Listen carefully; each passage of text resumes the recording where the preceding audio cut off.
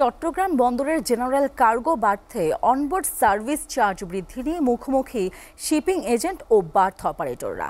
Shipping এজেন্টদের অভিযোগ, charge বাড়াতে ইচ্ছা করে পণ্য খালাসের গতি কমিয়ে জিম্মি করছে বার্থ অপারেটররা। আর বার্থ অপারেটরদের দাবি, দীর্ঘ 1.5 যুগ ধরে চার্জ না বাড়ায় লোকসান গুনতে হচ্ছে। তাই সার্ভিস টিকিয়ে রাখতে চার্জ বাড়ানোর বিকল্প নেই। সমস্যা সমাধানের মন্ত্রণালয়ের হস্তক্ষেপ চেয়ে চিঠি দিয়েছে বন্দর কর্তৃপক্ষ। চট্টগ্রাম ব্যুরোর পাঠানো তথ্যচিত্রে ডেস্ক প্রতিবেদন। চট্টগ্রাম বন্দর কন্টেইনার ওঠানামায় প্রতি কন্টেইনার অনবোর্ড সার্ভিস চার্জ এবং শ্রমিকদের মজুরি বাবদ 559 টাকা পান বার্থ অপারেটররা, আর পরিশোধ করে সংশ্লিষ্ট শিপিং এজেন্ট।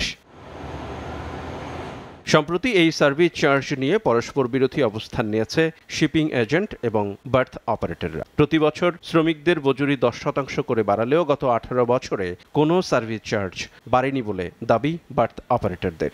সম্প্রতি এ বিষয়ে আলোচনা শুরু হলে মাত্র 50 টাকা করে চার্জ বাড়ানোর প্রস্তাব এসেছে, যা মোটেও গ্রহণযোগ্য নয়। খরচের পরিমাণ যেভাবে বেড়েছে, আমরা কোভিড সিচুয়েশন পার করেছি, আমরা কোনো বেনিফিট পাইনি। বিগত সরকারকে আমরা অনেকবার অনুরোধ করেছিলাম যে আমাদের রেটটা যেন বৃদ্ধি করা হয় অনবোর্ডে, কারণ এটা কোভিডের সময় আপনারা সবাই জানেন যে অ্যাবনর্মালি সারা পৃথিবীব্যাপী পণ্য সব কিছুর দাম বেড়ে গিয়েছিল। তো এটা আমরা অনুরোধ করেছিলাম, but nobody took any action.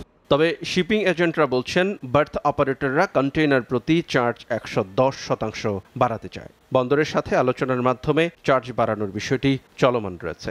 এর ভেতরেই জিসিবিতে কন্টেইনার হ্যান্ডলিং গতি কমানোর পাশাপাশি প্রয়োজনীয় শ্রমিক দিচ্ছে না অপারেটররা। কন্টেইনার পরিবহনে ট্রেইনার মিলছে না পর্যাপ্ত। প্রতিটা মাসুলেরই কিন্তু আমাদের একটা রেগুলেটরি বডি আছে, সেই বডির সাথে বসে কিন্তু সেটা নির্ধারণ করা হয় যে সেটা বন্দর কর্তৃপক্ষ আছে, প্লাস মাঝখানে চেম্বার, চট্টগ্রাম চেম্বারকে দায়িত্বটা দেওয়া হয়েছিল। তো বিভিন্ন সময় কিন্তু আমরা বিভিন্ন সময় এই বৈঠকগুলো হয়েছে। আমরাও চাই যে একটি স্থায়ী সমাধান হোক। বন্দর কর্তৃপক্ষ জানিয়েছে, 2টি সংস্থার এই বিরোধে বন্দরে পরিচালনা কার্যক্রম বাধাগ্রস্ত হচ্ছে। সংকট সমাধানে ইতিমধ্যে বেশ কয়েক দফা বৈঠকও হয়েছে, কিন্তু দুই পক্ষ তাদের অবস্থানে অনড় থাকায় মন্ত্রণালয়ের হস্তক্ষেপ চেয়েছে বন্দর কর্তৃপক্ষ। এই পেমেন্টটা হচ্ছে কনসাইনিরা দেয় কিংবা শিপিং এজেন্টরা দেয়।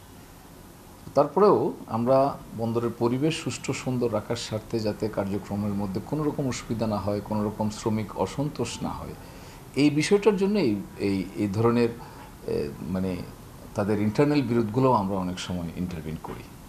বার্থ অপারেটরদের দাবি, বর্তমানে প্রতিটি কন্টেইনার হ্যান্ডলিংয়ে তাদের 353 টাকা লোকসান হচ্ছে, যদিও শিপিং এজেন্টরা এই তথ্য অসত্য বলে দাবি করেছে। SATV news desk.